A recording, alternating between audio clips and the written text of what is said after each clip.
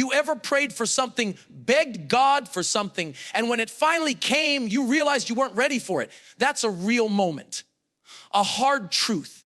Because sometimes God doesn't say no, he says not yet. And the truth is, some of us have been living in blessings we weren't built to handle yet. We prayed for the platform, but didn't have the character. We asked for the marriage, but hadn't healed from the trauma. We wanted the promotion, but never learned how to manage pressure. God blessed you, but maybe, just maybe, you weren't ready yet. When God delays something you prayed for, it's not rejection, it's protection. We often look at God's timing through the lens of frustration, thinking he's forgotten about us or that we're being punished. But the truth is, when God says, not yet, he's actually saying, I love you too much to give you something you're not ready to handle. His delays are never denials. They are divine pauses meant to prepare you for what's coming. We see waiting as wasted time, but God sees it as building time. Every delay in your life is a construction zone where God is laying down the foundation of your character, your endurance, and your spiritual maturity. He's not ignoring your prayers. He's making sure you won't collapse under the blessing when it arrives. Sometimes God's greatest mercy is not giving us what we asked for when we asked for it, because a blessing at the wrong time can become a burden. You may want the job, the relationship, the platform, the opportunity, but God sees the full picture. He knows what kind of pressure comes with what you're asking for. He knows what kind of responsibility that blessing will demand. So when he holds something back, he's not withholding goodness, he's withholding disaster. If God gave you everything you wanted before you were prepared for it, it could destroy you. That's why he often delays the blessing until you've developed the strength, the humility, and the discipline to handle it. Think about a parent teaching a child how to drive. The car is a blessing. It gives freedom, access, and opportunity. But in the wrong hands, it can become deadly. The parent doesn't say no because they're cruel. They say not yet because they care. That's how God operates. His not yet is love in disguise. He's waiting until your heart can handle the speed of what you've been praying for. He's waiting until you've matured enough not to make the blessing an idol. God's delay isn't about depriving you. It's about developing you. And this is where many of us struggle, because we equate delay with disfavor. We think, if God really loved me, he'd do it now.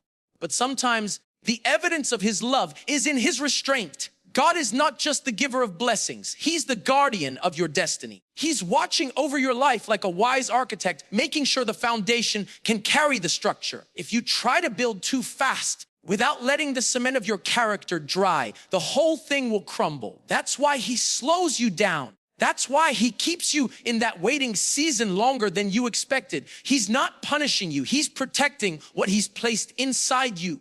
The waiting season is often uncomfortable, but it's necessary, because in the waiting, you learn dependence. You learn to trust God's plan over your preference. You learn patience, faith, and self-control. Those aren't just nice traits. They're spiritual muscles. And those muscles will help you carry the blessing when it finally comes. The version of you that prays for the blessing is rarely the version that can sustain in it. That's why God delays. He's transforming you in the waiting. He's preparing your mindset, healing your heart, and strengthening your spirit. When it feels like God is holding back, remember, he's not doing it to you. He's doing it for you. Every delay is divine protection from something you can't yet see. He's saying, let me finish building you before I bless you. Because when the blessing finally comes, it won't break you. It'll fit perfectly. And you'll understand that what felt like God's silence was actually his safest, not yet. Before God promotes you publicly, he always prepares you privately. Every great move of God begins in a hidden place. We often want the platform, the spotlight, and the recognition. But God is more concerned with what happens when no one is watching. Preparation is the process where he shapes your heart, strengthens your faith, and develops your character. Promotion without preparation leads to collapse. That's why God doesn't rush the process. He hides you in obscurity so that when he reveals you, you'll be able to handle the weight of what comes with it. Many people want to be seen before they're strong enough to stand, but God knows that visibility without stability is dangerous. The higher you go, the deeper your roots must be. Every person God used greatly in scripture went through a season of preparation. David was anointed as king while still a shepherd.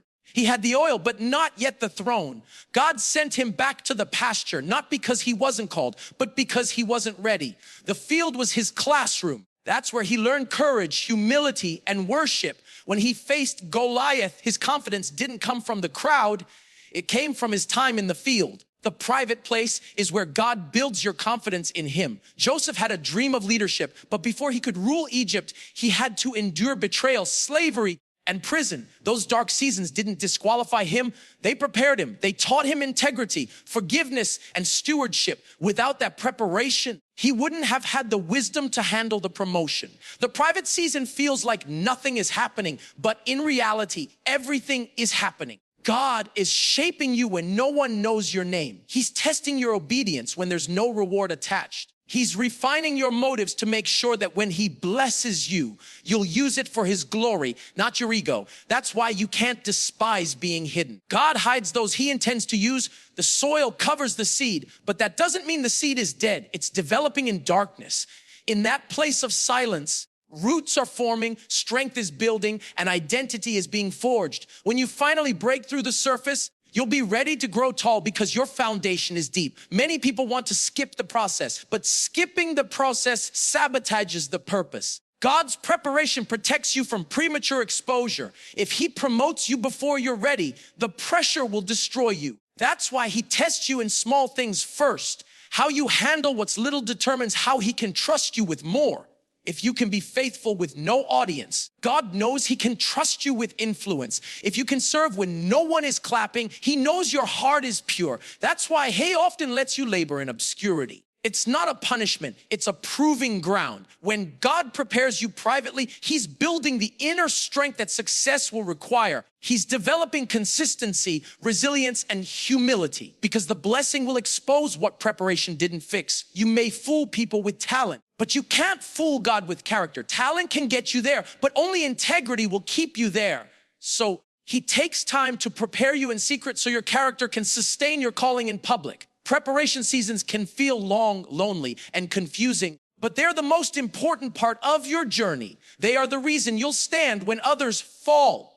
When your season of promotion comes, you'll realize the private preparation was never a delay. It was the foundation of everything God was about to do through you. Every blessing God gives carries a certain weight, and that weight requires maturity to carry it well. The greater the blessing, the heavier the responsibility that comes with it. Many people pray for more without realizing that more means managing pressure, criticism, expectations, and spiritual warfare on another level. God doesn't just hand out blessings, he measures them according to your capacity to handle them.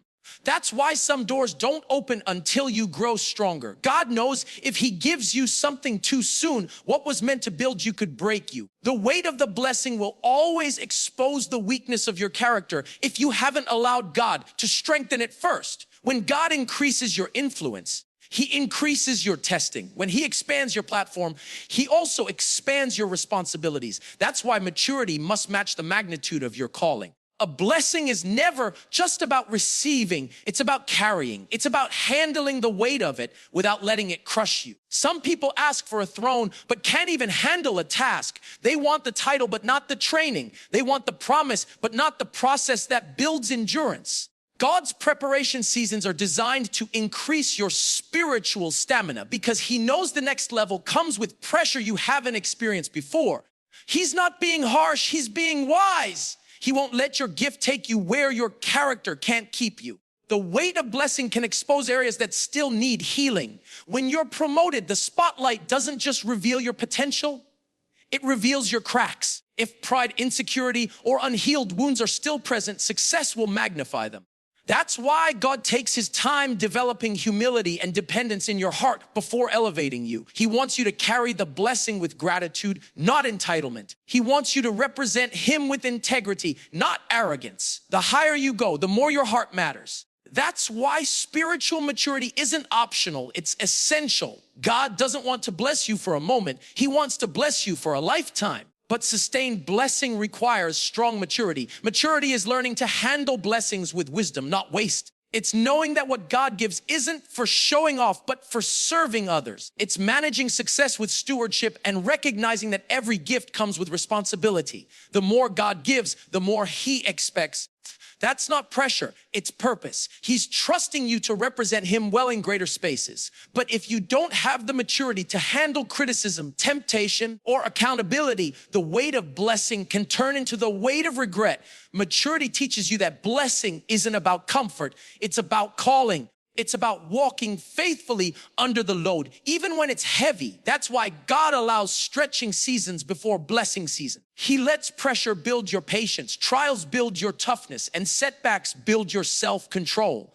Each challenge you face is weight training for the next level. Every disappointment is developing endurance. Every delay is shaping discernment. God doesn't waste the waiting. He's conditioning your soul to handle the weight of what's coming. Just like a bodybuilder increases strength by lifting heavier loads, your spirit grows through spiritual resistance. God uses pressure to prepare you for the promise. When He finally releases the blessing, you'll find that what used to feel heavy now feels holy, because the maturity you gained in the process gave you the capacity to carry what once could have crushed you. Impatience has ruined more blessings than failure ever did. When you try to rush God's timing, you end up creating something that looks right in the moment but doesn't last. Impatience will make you take control instead of trusting the process, and in doing so, you produce outcomes that fall short of God's best. When you try to make a promise happen on your own, you step outside the boundaries of grace and into the danger of striving. God's promises are not meant to be forced. They are meant to be followed.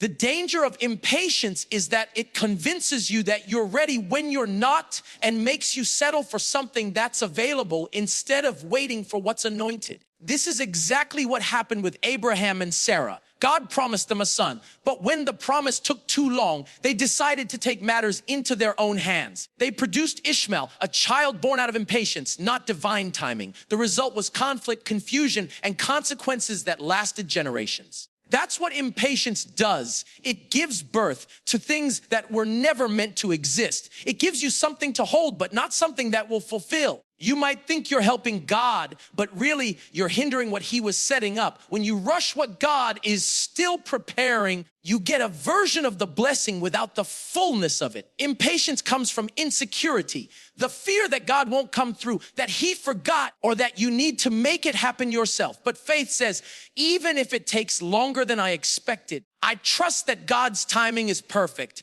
The moment you start forcing doors open, manipulating opportunities, or trying to make something work that God hasn't blessed, you're operating out of fear, not faith. And fear-based decisions always lead to frustration. God's timing is not meant to torture you. It's meant to train you. It's training your patience, your trust, and your ability to obey even when you don't see progress. The danger of impatience is that it trades long-term blessing for short-term satisfaction. It's like picking fruit before it's ripe. It may look good, but it won't taste right. When you move before God's go, you rob yourself of the fullness of what He had planned. You can't microwave maturity. You can't skip seasons and expect sustainability. Every blessing has a preparation period, and every promise has a process. When you try to skip that process, you end up mismanaging the promise. The waiting season is where God refines your motives and teaches you to trust His voice over your feelings. Impatience makes you listen to your emotions instead of His direction, and emotions are terrible leaders. Waiting isn't punishment. It's proof that you're being positioned. God is not slow. He's strategic. Every delay has purpose attached to it. He's aligning people, opportunities, and timing so that when the blessing arrives, it fits perfectly. When you wait on God, what's meant for you will come without striving, forcing, or begging. But when you try to make it happen your way, you'll always have to fight to keep what wasn't meant for you in the first place. What God ordains flows effortlessly. What you force will always drain you. That's why you must learn to trust the rhythm of His timing. When it's His will and His time, everything aligns. You won't have to manipulate, compromise, or stress. Patience keeps you in alignment. Impatience pulls you out of position. So when it seems like God is taking too long, remember that His clock doesn't run on your schedule. He's not late. He's making sure the blessing and the person He's preparing you to become arrive at the same moment. The process is the part most people want to skip, yet it's the part that shapes who you become. When you ask God for a blessing, he rarely hands it to you immediately because he's more interested in building you than in impressing you. The process is where growth happens, where character is formed, and where faith is refined. It's the uncomfortable, hidden, often painful stage between the promise and the fulfillment. But without the process, you would never have the strength to sustain the promise once it arrives. God uses the in-between seasons to develop the person who can carry what they prayed for. What you become in the process is always more important than what you receive at the end of it. The process teaches you things comfort never could. It humbles your pride, stretches your faith, and strengthens your dependence on God. It's easy to praise him when everything is falling into place, but real growth happens when you can praise him while everything feels uncertain. Every trial, every delay, every disappointment is a classroom where God is teaching you how to trust him deeply. He's not just preparing a blessing for you, he's preparing you for the blessing. If he gave it to you too early, your character might not be able to handle it. That's why he lets the process strip away impatience, pride, fear, and insecurity until all that's left is faith. Think of how gold is refined. It's placed in fire, not to destroy it, but to purify it.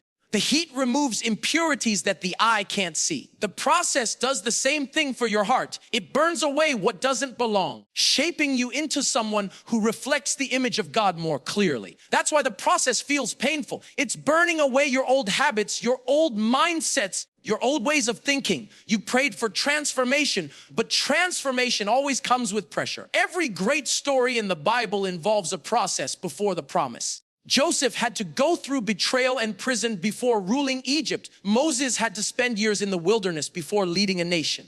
Even Jesus spent 30 years in obscurity before 3 years of ministry. Preparation is always longer than the platform because God values depth over display. The process builds qualities that shortcuts can't give you. It teaches patience when you want progress, obedience when you want control, and perseverance when you want comfort. Those lessons are the foundation of your purpose. If you rush through them, you'll step into opportunities you're not ready to manage.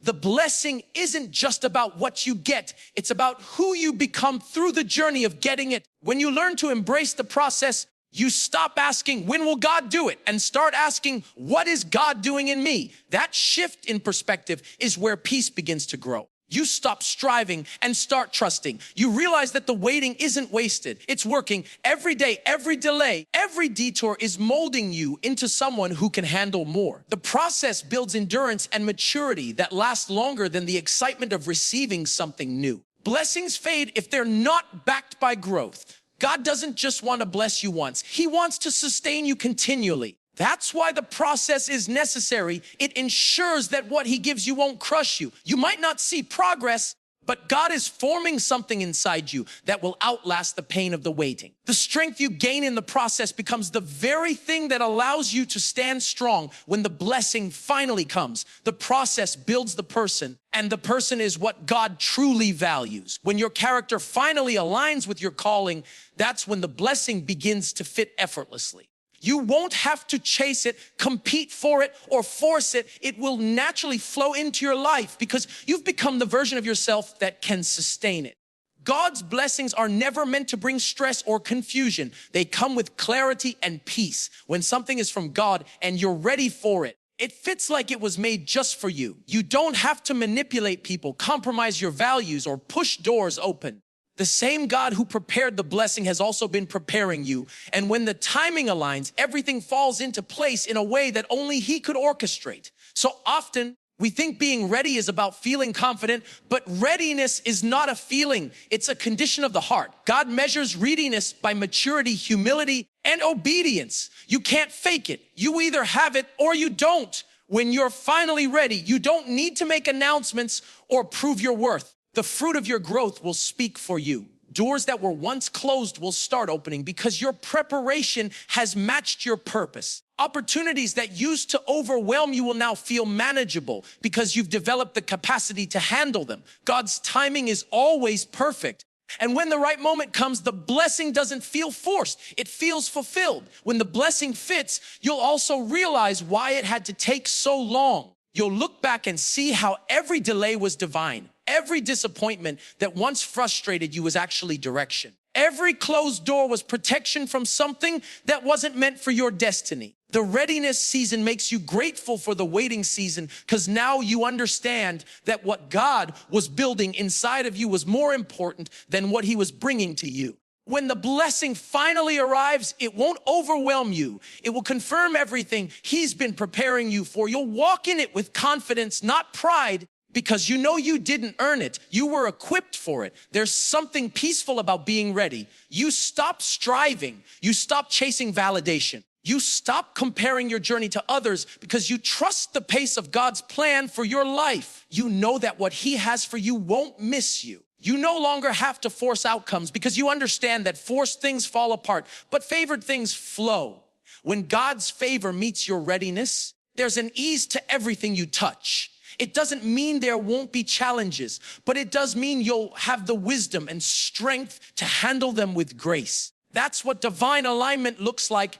You're walking in rhythm with heaven's timing. Being ready means you can now handle the weight of what you once only dreamed of. The same blessing that would have broken you before now builds you. The same opportunity that once scared you now strengthens you. The blessing fits because you've been stretched, shaped, and matured for it. You've grown into the version of yourself that God always knew you could be. When you're finally ready, you don't just receive the blessing, you become the kind of person who multiplies it, protects it, and uses it to bless others. That's when you know the season has shifted. What once felt distant now feels natural. What once required striving now happens in stride. When you and your blessing align, everything God promised begins to unfold with purpose, peace, and undeniable power.